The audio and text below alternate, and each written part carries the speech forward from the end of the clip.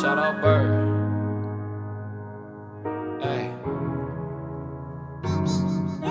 These people do not understand. I'm moving as fast as I can. Sending my prayers to God. He doing whatever he can.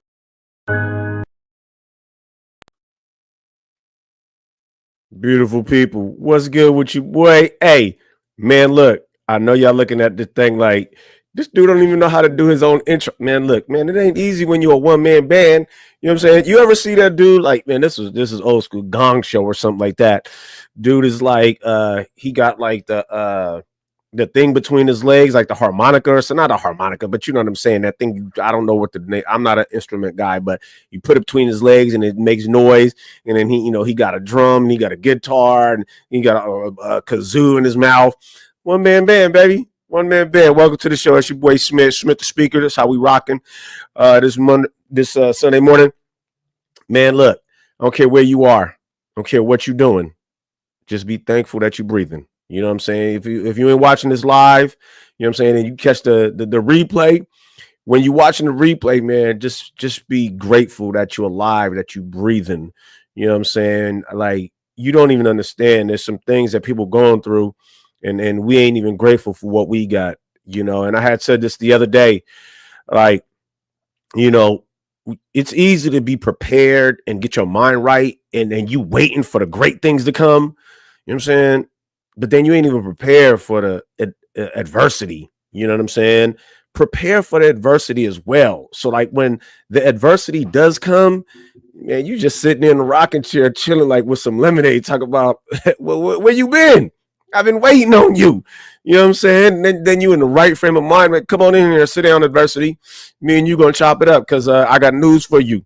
I'm in control of this. You feel me? Now, whatever you bring, but I got this. So, you know what I'm saying, man? Just be prepared. Just be grateful, man, that you breathing. You feel me? I don't care if you can't walk, man. Just be grateful that you breathing. You know what I'm saying? It's your boy Smith, man. We hanging out.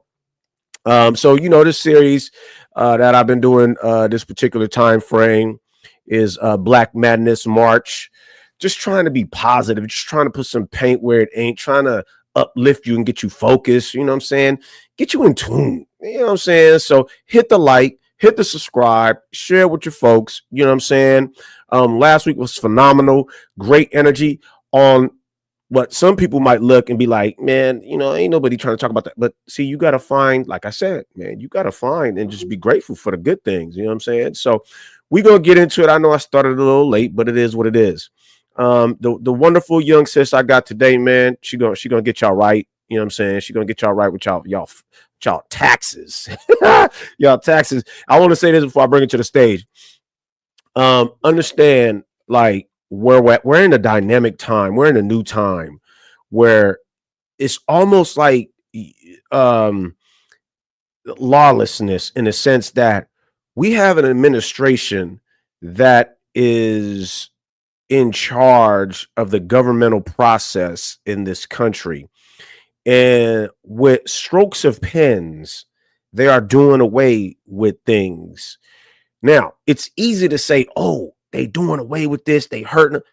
I think, and I want to say that this is a great time to think outside the box and do your own thing and be proactive. And instead of looking at it as a negative, like it's going to harm us and it's going to set us back, again, we gotta find that energy to be like, oh, okay, you open up that or you close that door, we gonna build this house with multiple doors. That's how we gotta look at this. And it's a lot of things going on with that. And there's many opportunities. So as we get into it, it's that time, y'all. This is a good time to have Sister Girl on. I'm about to bring to the stage Sister Girl Tanya. She gonna represent, she gonna show out, she gonna do what she do. Sis Tanya, how you feeling today? Where you at? How you living? Good morning, sir. I'm great, thankful, grateful, and I am in the Bay Area, and just happy to be here. Thank you for the invite. It's all good. Bay Area, California, San Francisco, Oakland, Richmond, Berkeley, Piedmont, Palo Alto, Santa Clara, San Jose, Hayward, San Leandro, man, what else am I forgetting? South San Francisco, Daly City, East Palo Alto. Bay Area, stand up. Standing up. Stand up. That's what I'm talking about. I'm a proud product of East Oakland. Yes, I am. And it's good. It's good to have you on, sis. Thank you so much. And we're at that time of the calendar year where people got to do their taxes. Mm-hmm. I know there's a lot of anxiety that goes into that. Before we get into the do's and don'ts and where your focus is when it comes to taxes, I'm a big cat on the mental process and making sure that we're in a woosai consistency. So, like, what is your number one go-to when you're trying to tell people, calm your ass down, it's only taxes? Well, usually for me, I pray, I walk, exercise, because believe it or not, their anxiety affects everybody. They just chatter with news saying this, saying. So I just try to stay peaceful, keep my joy, keep my mind, so I can continue to help them. Why do people get so stressed out over taxes? What is it? Well, first of all, Marvin Gaye already told us, right? It's three things we already know. We're gonna be born, we're gonna die, and it's gonna be taxes. Hey, I like that. So I just think people fear numbers, period. It's not just taxes, it's just numbers. And it's the way we are brought up with money. It goes with that. Be like, oh, don't get a credit card, just save for emergency, put your money in the drawer or the flower. It's just the way old remedies that were taught in our, and we just carry it. We don't know it, but subconsciously we carry it with us. Wow. And then when it comes to taxes, we just cringe because we just don't understand how it works. And you can't win if you don't know the rules. That's my thought, Ooh, you can't win if you don't know. You can't even play if you don't know the rules. Well, to hell, play. But to hell with winning. You can't even play if you don't know the rules. That's right. What is is it April 15th? Are we still dealing with April 15th, or is there extensions, or what's going on with April 15th? Yes, April 15th is the standard guideline. However, if you need to file an extension, do that before April 15th. And let me say, you can't do it on April 15th? You can do it on April 15th, but your accountant probably won't like it. They booked them busy. They should be if they're any good. Are you penalized for an extension? Only if you're not penalized for the extension. That's why you file an extension. And you only file the extension if you think you owe.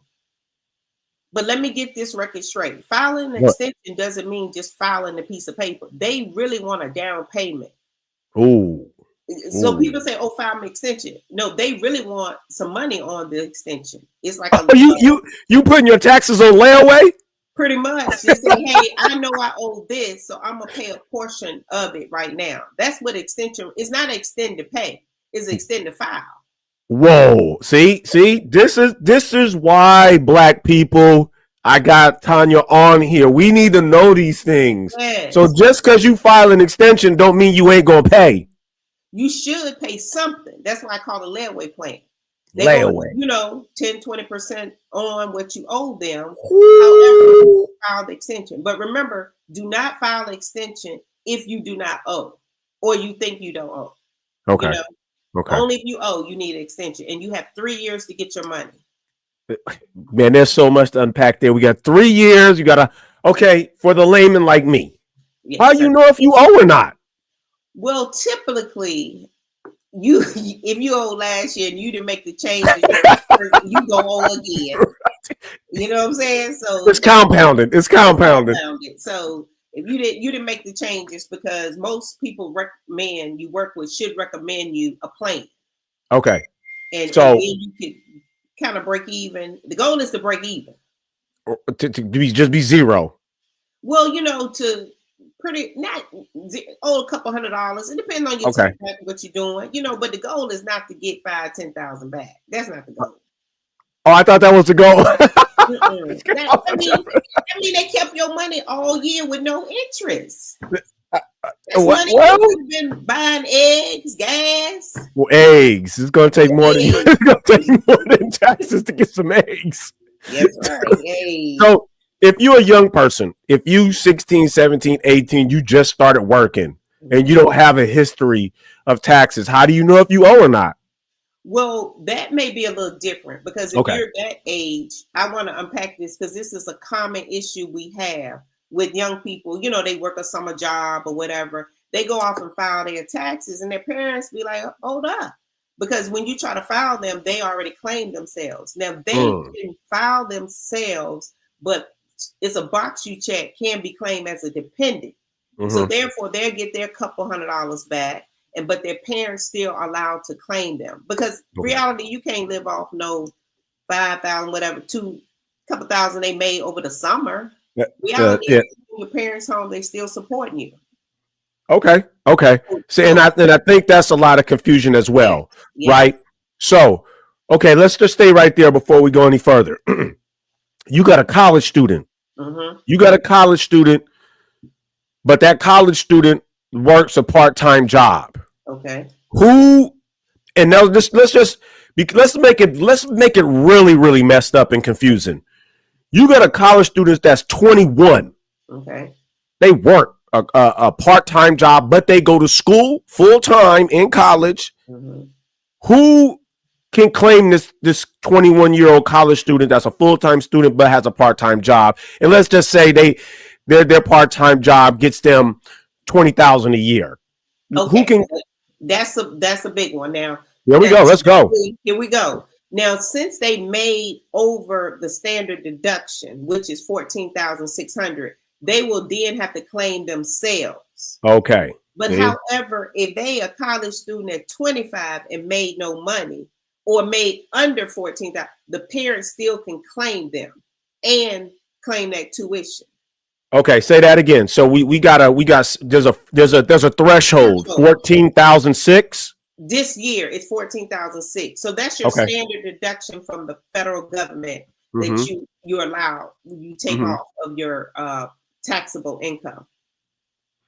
And then said now, but now you said at 25 it changes if they're still a student? No, I'm saying though it all depends on how much money they earn, but parent-child never separates. You could be 55 and they ain't working. Yeah, I mean, because that parent-child dependent doesn't break that bond. Okay. What breaks the bond? What breaks the bond? Well, your cousin, you got somebody sleeping on your couch for a couple months. They not your dependent. They just they are, but not for tax purposes. They bums. That's what they are. I mean, what is the dollar threshold for separation? Right now for 2024 is 14,600. Okay. Now the student graduates. Okay. They still only got a part-time job. How much they making? Keep it at 14. So the 14.6 is still there? 6 still there. How long do they got before? Is there a time space before the IRS says, man, you gotta go get a job? You just can't keep part-timing it at $10,000 a year and your mama and daddy claiming you. Now the IRS, they are in a lot of things, but they ain't in your household. That's on your parents. You lazy ass. wasting my energy. Right. Okay, so we there's a 14.6 stipulation threshold, and then of course we're gonna cut it off at siblings, or at your offspring. You can't do your cousins and your auntie. Claim and they just become. It's harder to prove because then the healthcare comes into play. All that. Right. You don't want to take on nobody. Other. Okay. So that's enough confusion for students and parents. Right. I ain't even got to my questions yet, but so we're here. So, but what if you are, you work, let's just say spouses, they work. Okay. But they taking care of one of their parents. They're taking care of one of the parents live with them. The parent has, their pension, Social Security, or whatever the case is, but they ain't working. So Now can that we is a common issue today because most of us are taking care of our parents. So it depending on the parents' income, because most of our parents getting a pension and Social Security. So again, it depends on their income of 14.6. But if they're not, most of the time, if they're just getting Social Security in a lesser amount, I would say yes, go ahead and claim them. But it just depends on their others because you don't want to mess them up in their, what they got going on. But So, if they getting pension, Social Security, no. okay. And I to file with that pension. It's a 1099-R. And that 1099-Rs for the pension. Right. Okay, so I want to stay there, but pivot really quick. The elders, the parents that's being taken care of, I should say, are they filing? They should be. It just depends on their income. They should be filing, especially with the 1099-R, because remember, everything we get, IRS is getting. And it doesn't matter by age. You could be 100 and still need to file. Are you getting taxed on your Social Security? Yes, older folks? Social Security is taxable. Pensions taxable? Pensions taxable. 401k. 401k. And then wait a minute. Let me back up and say, because it depends on how you put it in. Some companies now, okay, so you have your 401k where it's pre-tax. So that money will be tax taken out. But if you put it in after tax, that money is not taxed. So some people have two buckets. So it's a code for each bucket. It may say box 1 say 30,000 total taxable, and then box 2 say taxable income. It could be 15. So you only taxed on the 15. You're not double taxed. So it's a difference in the buckets. Are you taxed on life insurance? If you're receiving, benefits, are you taxed on that? Oh, you mean somebody died? Yeah. Oh, okay. So no, life insurance is not taxable, but their annuity is. Ooh. So explain that. Explain that. Yes, excuse me, sir. I said explain that. Explain the annuities and how people are taxed.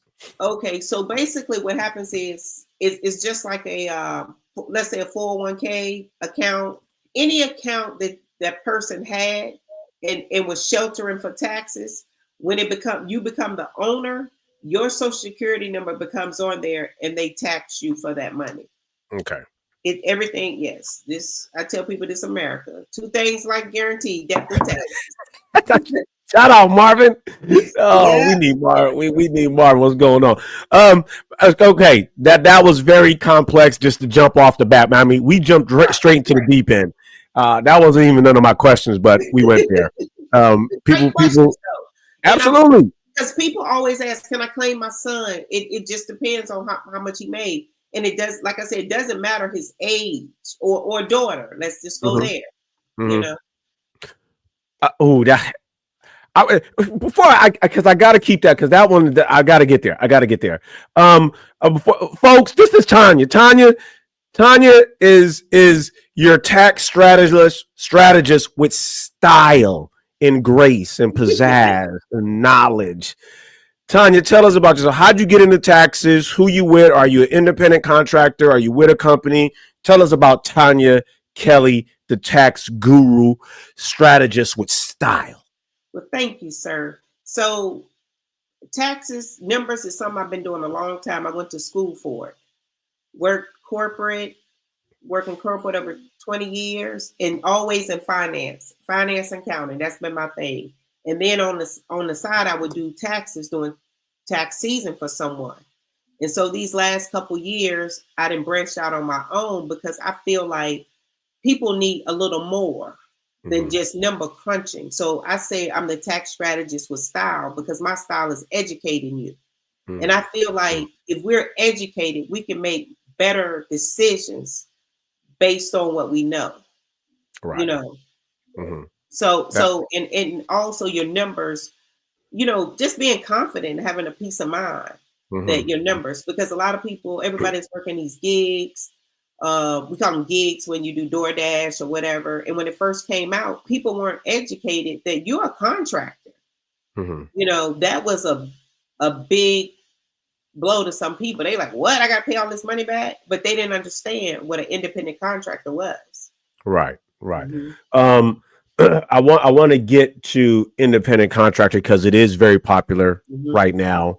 And I think, if we just circle back to the original conversation about the student, right, that's doing gig work, but as a full-time student, you know what I'm saying? Like, are they independent contractors on their own? Again, is that 14.6 come into play? Yes, sir. Okay, the 14th. So as an independent contractor, there's some things you can claim as a write-off. Under that 14.6, can they almost break even if they write things off, like because they're an independent contractor? I'm serious. Hey, young folks, I'm here to help you, bruh. Right. Well, okay. Okay. So my philosophy is you can't deduct what you don't document. Okay. So now, granted, being a gig worker, you will be a 1099. You'll get a 1099, NEC, whatever C. So, however, though, I would say if they are a gig worker, go ahead and let them claim themselves. Or depending on the amount, they can still, let them claim themselves, because like you said, if they keep track of their records, now you can either take the actual or you can take the mileage. And mileage is at 67 cents right now. So it may be, how they work it. It just has to be, it has to make sense, people. The story has to make sense. That's what I try to tell people. Don't overdo it. It has to make sense. It's a story. Numbers tell a story. What is your numbers telling you? I like that. See, now I want to say this, people. If you know me, you know me. I'm about templates. I've struggled my entire life in the educational field because I didn't understand almost every discipline has a template. Math has a template. English has a template. There's things that you do when you're trying to write an essay or a story. There's a template to it. When it comes to taxes, there's a template, obviously, that we just don't know. Right. So again, this is why I'm grateful, Tanya, that you're here trying to break this down in a very rational, practical way. I do want to ask you this.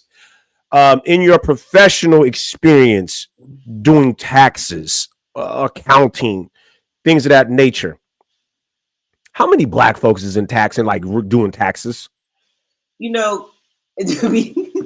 serious. Because listen, that's one of the things that Black folks have a problem. Look, that's one of the things that Black folks have a problem with. To our earlier part is like, we scared of the IRS because they predominantly white. We don't know about taxes because we associate that with the predominantly white IRS.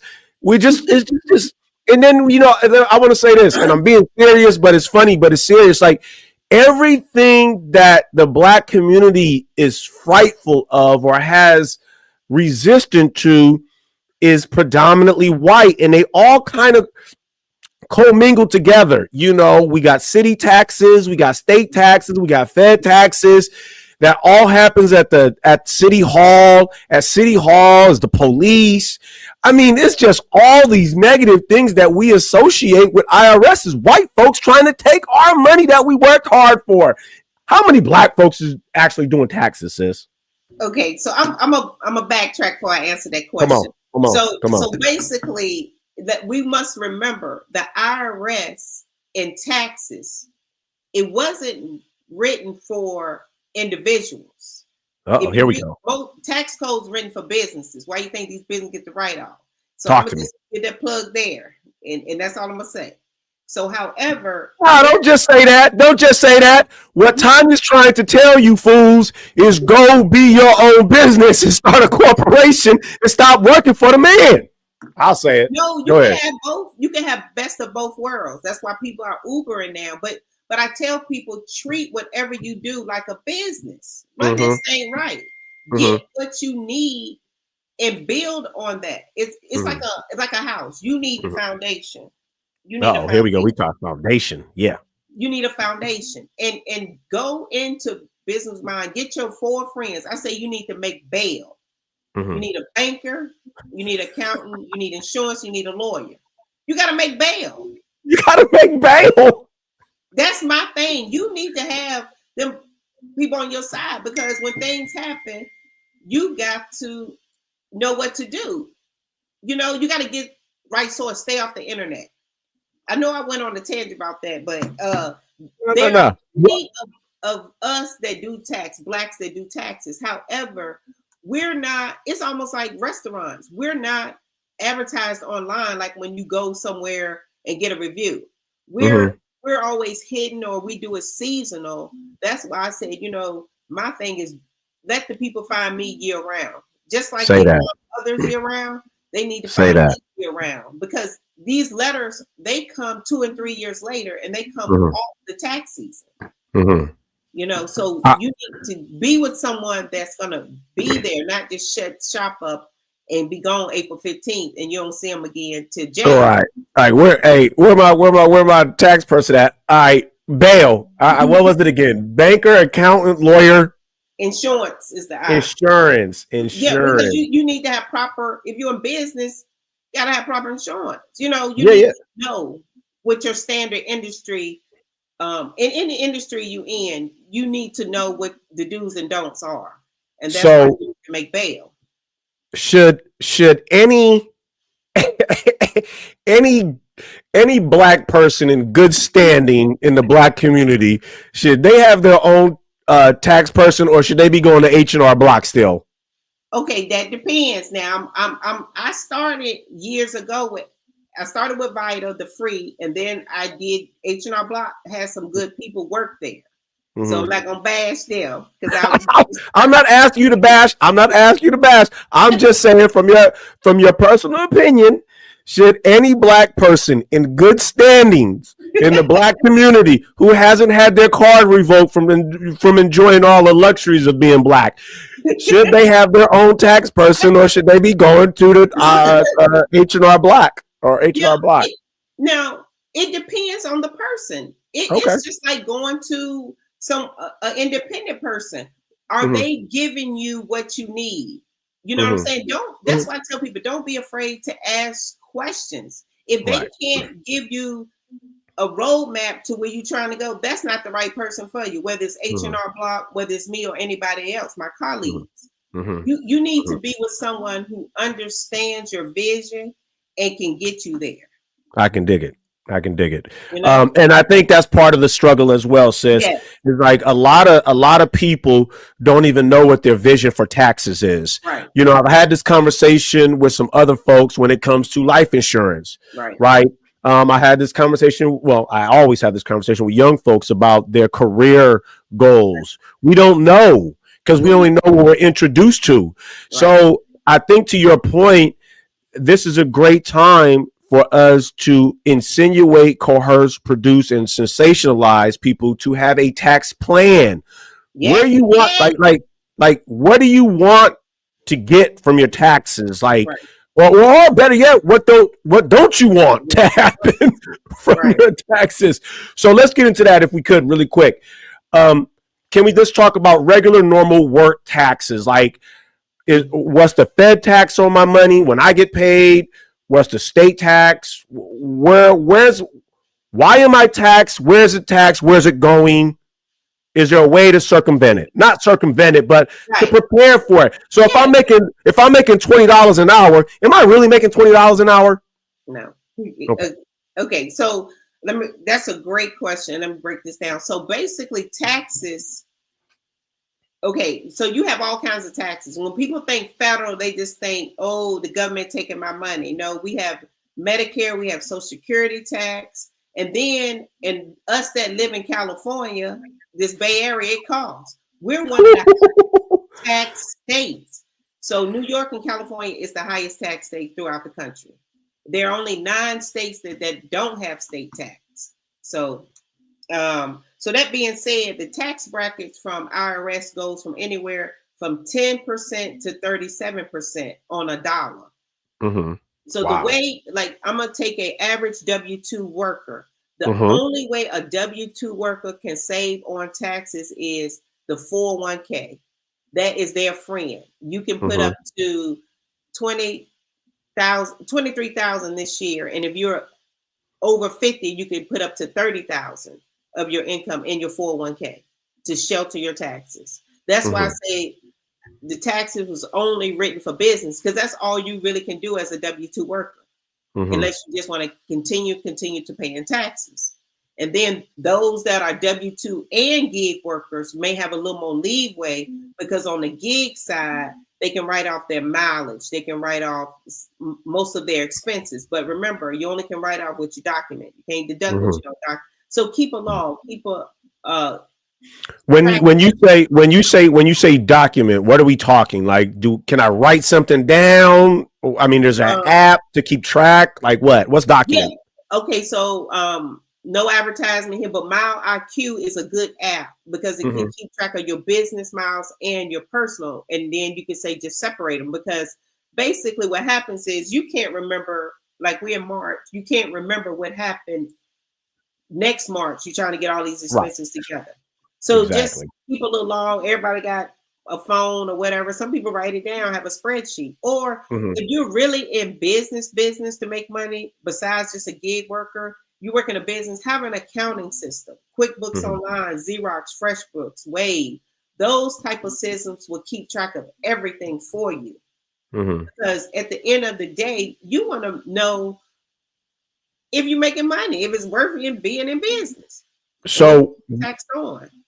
When we talk about just the regular, and I don't even like using that word, but we was just talking about the thought process of any person that's working a 9 to 5, 40 hours a week, right? Okay, what should be their plan? What should be their plan? I mean, we understand that we're going to get taxed by the feds. We're going to get our, state tax. What should be their plan? If you got on a W-2, what should be your plan when it comes to your taxes?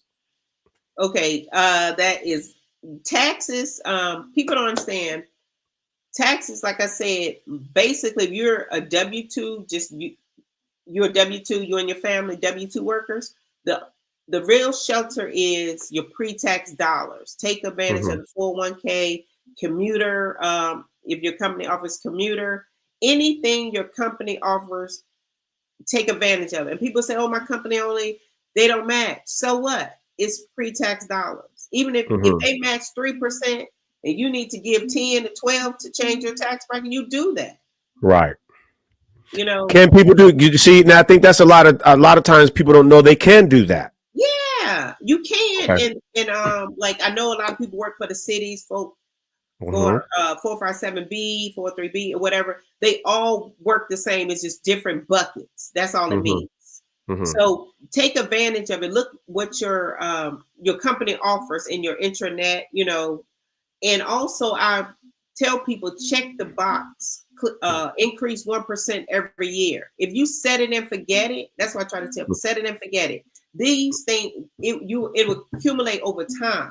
You can check that box, and every year it'll remind you, hey, in 30 days, we're going to increase 1%. You want to do it? If you say nothing, it will do it. This will help you.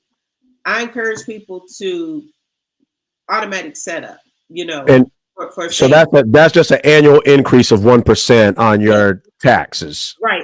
And then you can go higher, but this is something you're automatically setting. Say if you get a big raise, just throw it in there, because basically what you're trying to do, especially when you're working class, when you're the highest peak of your income, you want to try to lower your tax liability.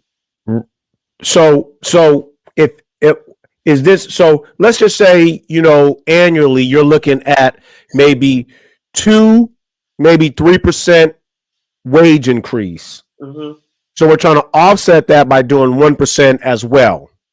Yeah, you can do 1%. That's just something automatically would be done, but you can do it and change it to 2 or 3% if you wanted to. Okay.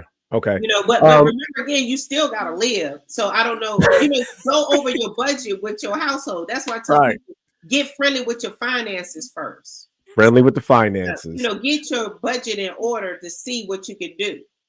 Okay, I got another. I didn't know we was going to. This is deep. I'm just putting this down as a note. So I want to move on to the personal, the personal taxes. Okay. And this is because, what can we claim? Let's just say, okay, great. I think this is probably new because of our millennials of where we're at nowadays. Marriage is down. Mm-hmm. There's couples, they live together, they have children, mm-hmm. they might even own a house, but they're not married. So like, what is the personal taxes like? What do they do? What should they do? According they're not married.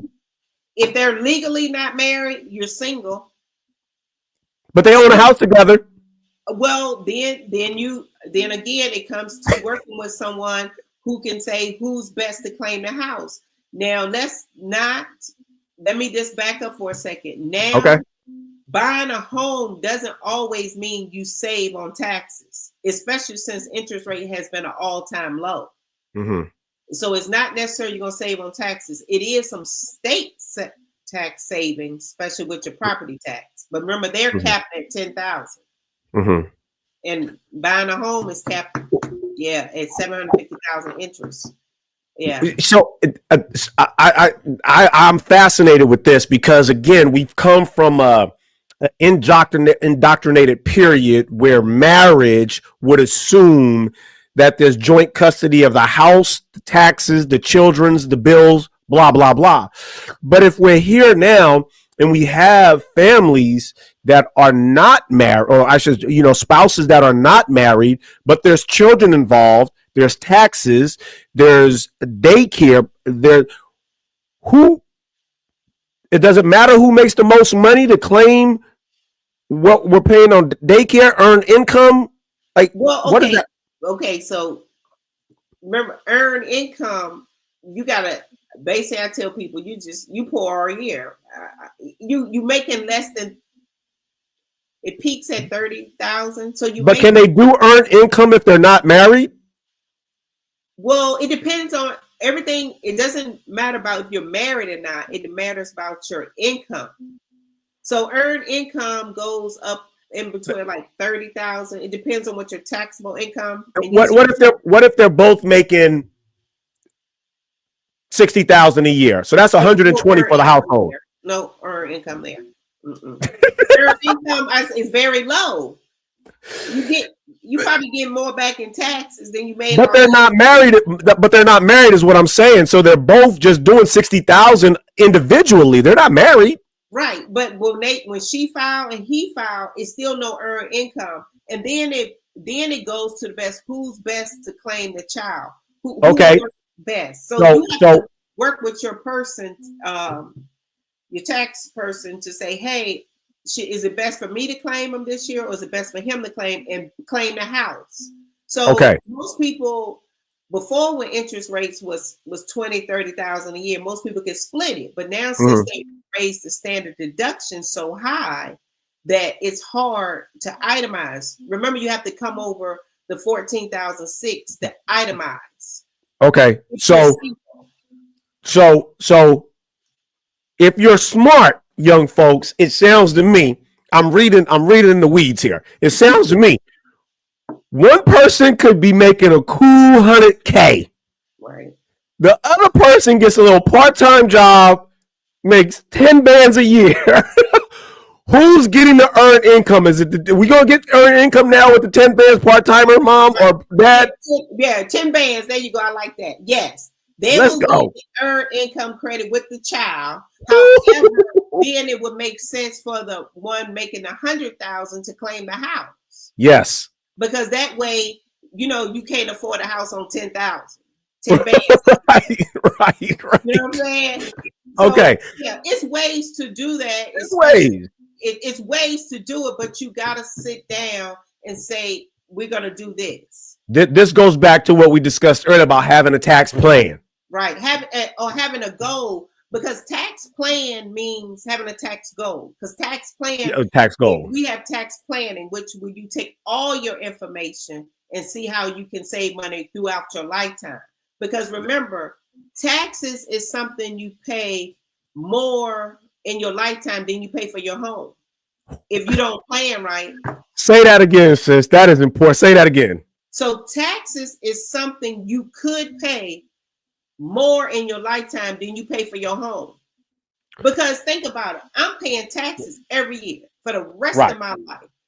That mortgage may be paid off in 30 years. Yeah. You still paying taxes. Property taxes, everything else. Taxes, sales tax, you know. I have listen, I've only gotten to one question. Oh, wow, this is good. I'm gonna have to come back. Because it's so many different variables when we're talking about this. So I have here's one, because I just heard this from a gentleman. He was a breadwinner, if you say, for the most part of the relation. They've been married 58 years. Oh, congratulations. Right. Well, listen, the wife, they lived on the husband's income. Okay. They banked all her stuff. They never used hers for anything. Is that a loophole in tax? I mean, are they getting away with something? I mean, should they get charged? Like, are they ever going to get caught for something? They learn the rules. You gotta know the rules for your situation, what you're trying to do. That's it. Right. And they just learn the rule probably, especially when empty nesters come. That's when it really kicks in. People like that. Because you used to claiming the kids, they didn't went to college. Now it's just you and what we doing. So what we doing? Then you at the high. Most of the time you're at your highest income peak. When you're earning 150K each, and then you got to really dig down and get a plan. Like, how are we going to offset this? Because I tell people, he may be your uncle, but he don't send Christmas cards or birthday cards. So pay yourself before you pay him. We about to be done. We run out of time, but this is fascinating to me because I don't know nothing about taxes. I just say stuff. I'll come back for a part 2 later. Of course. And because I love to hear how people didn't like their result. Absolutely. Oh, I'm sure. I'm one of them. So when a person passes on and leaves this earth physically, if they had any back taxes, is anybody responsible for them? Usually, if they have an estate, the estate will be responsible for the taxes, or whoever. If they don't have a trust or estate plan, then the person who's taking care of their business will hopefully file their last tax return and just say, hey, this is done. And then the IRS could put a lien on their property, say if they had a property or whatever, if they had anything. So I encourage people, to ask questions. That was one of the things I think we missed, because in our households, we don't talk about money. We don't talk about grandma got a policy, granddaddy got a policy. We find out I have to look it up online or something. Let's discuss these things and let people know what we have and don't have. That's why I'm doing this, sis, because again, to your point, I think our generation, and when I say our generation, I'm talking about my age, 50 years, 40 years, it's easy for, and I'm just going to be really straightforward here. It's easy for white people to look and say, well, how come you guys don't? Well, if we look at it realistically from the standpoint of that, my mother and father were the first generations to be integrated into work, and that they were so, I don't want to say befuddled, but they were so proud and just focused on that they still didn't even understand the concept of taxes and how to manipulate the system like some other people who have many centuries before us do. And then when it got to me, like you said, we didn't have these discussions in my house about financial planning, about tax planning, about anything, So again, we're still only, 60 years removed from civil rights and segregation. So it's a good time that we start to have conversations like these and have a network and a platform where folks like yourself with the expertise and knowledge can come on and not only, educate us, but young folks as well, so they can properly plan so they don't run into these same things. I do want to, before we get out of here, we're up against it. because I know we're in a military town. Is that if there's a person, the one parent's in the military, the other one is just working a regular W-2 with a job, is there anything that they can do to protect themselves for their proper tax plans? Well, they can, because the military is a little different. For instance, my son, when he was deployed, some of their money is tax free. So again, get with your accountant and let them know, like, hey, this is what happened. This is what's going on, and they can get you a plan. Because when certain things, military, believe it or not, if they're military working on that base, they get W-2 just like me and you, and they get taxed the same, unless they are on special duty deployed, or it's something the government has given them, mandated them. But all right, so last question before we get out of here. Like this. What? Because at some point in time, I'm gonna hit the lottery. What's the luxury tax? Like, what is my luxury? What am I looking at? What is a luxury tax? Okay, so when you say luxury tax, that's a different tax. It just depends. Mm-hmm. It just depends. So when you hit the lottery, you need to call me. You need to call your bail. You need to make bail. For sure. Don't tell nobody. For sure. There's different things you can do. Listen, before you go any further, understand this. My most beautiful already knows this. When I do, not if, but when I do win the lottery, I'm showing up in a helicopter with a picture of her on there and only a rose covering her essential body parts. So understand, everybody's going to know when I win. I just need to know what's my luxury tax and who's going to jam me up. It just depends. So typically, Uncle Sam and remember, we have state tax as well. So don't forget that. That's why people say half. You pay them 45, 50 cents on a dollar of your winnings. Right. Unless you get with your people and baby, you're going to pay your fair share, but hopefully you don't pay as much. Look, I'm trying to walk away with as many dollars as possible. So I'm definitely going to get my bail representation properly. Right. Since before we get up out of here, tell the folks what you do, where they can find you, your website, your social media. How can folks contact you to get their bail right? Oh, well, I'm Tanya, your tax strategist with style. And as you can see, my style is education. So, and I can be found at AA Solutions. That's name of my company in Dublin. And also at TM Kelly 44 on Instagram. And you can find me AA Solutions or Tanya Kelly on Facebook. And also on LinkedIn, AA Solutions. And look here, folks. Go ahead.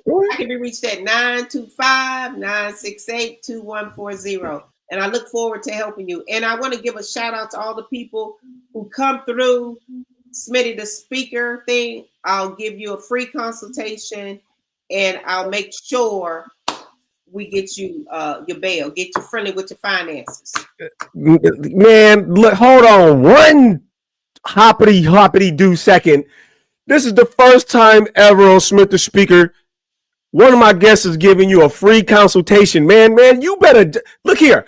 I say this all the time, man. The organic nature of grace is phenomenal. You know what I'm saying? I don't do this for me. Please believe that. I don't do this for me. I do this for the folks, man. The powers and the people, man. All the power to the people. This is why I do this. Because if you ain't watching or you is watching, look, you got game, dog. You got free consultation from Sid as long as you watching.